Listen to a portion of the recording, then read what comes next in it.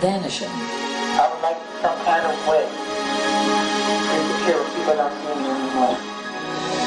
His fear of growing old. I just don't want to look old and start forgetting.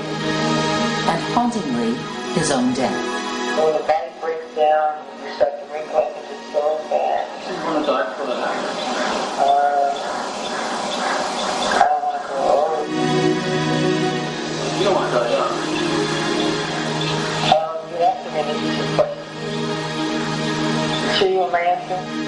He couldn't stand the thought of himself with gray hair. And at 42, Michael Jackson was already fixated on his final resting place. I want to be buried right where there's children. I would feel safe for that. I want them next to me. I need their spirit. There were a number of comments that Michael made to you in these tapes that in light of his premature death are eerie. Michael said to me constantly, if I can't help kids, then I will find a way to terminate my life. Did he have a death wish? He lost the will to live. Did that mean that he consciously wanted to die? Probably not. I think he was just going through the motions of life toward the end and medicating away almost any kind of human response. In 2001, after counseling Michael Jackson for 2 years and capturing 30 hours of his innermost thoughts on tape, Why suffering and why pain? Rabbi Shmuley cut ties with a star.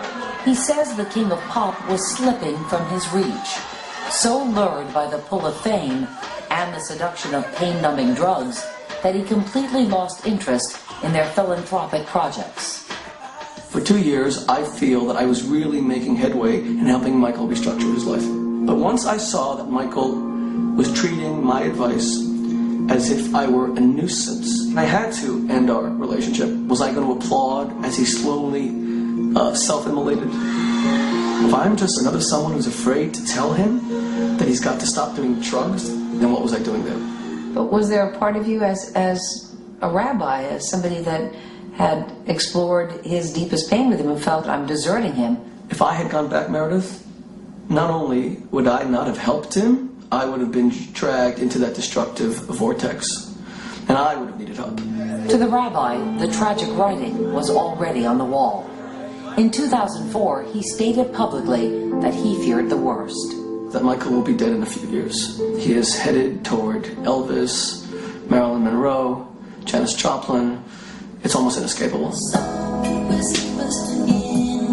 Still, the rabbi was devastated when at age 50, Michael Jackson did suddenly die.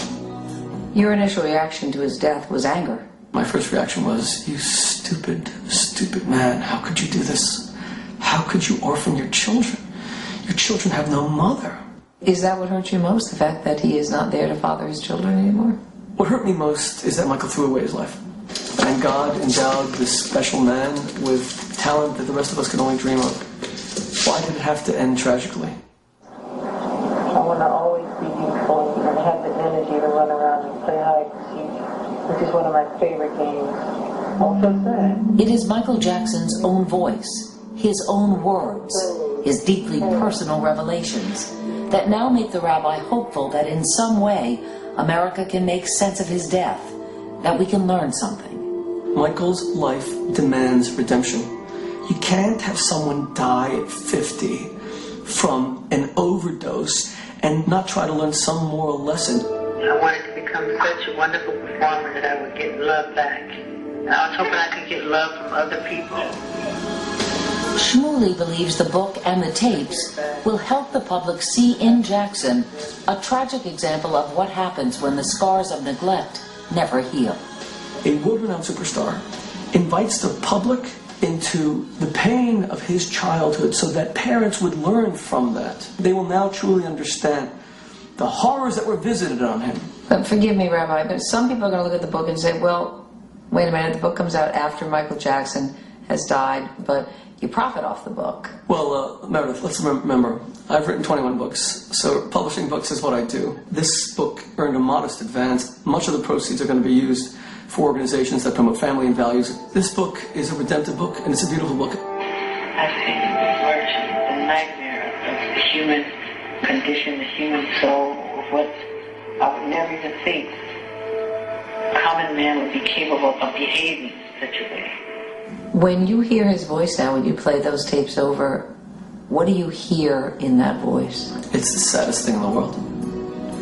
A man trying to break through this cage.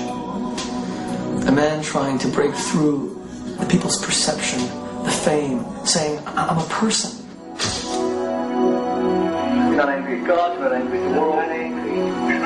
I'm very taken by it. I'm hurt. I cry an awful lot. I think all my success is fame, and I've wanted it. I wanted it because I wanted to be loved. That's all.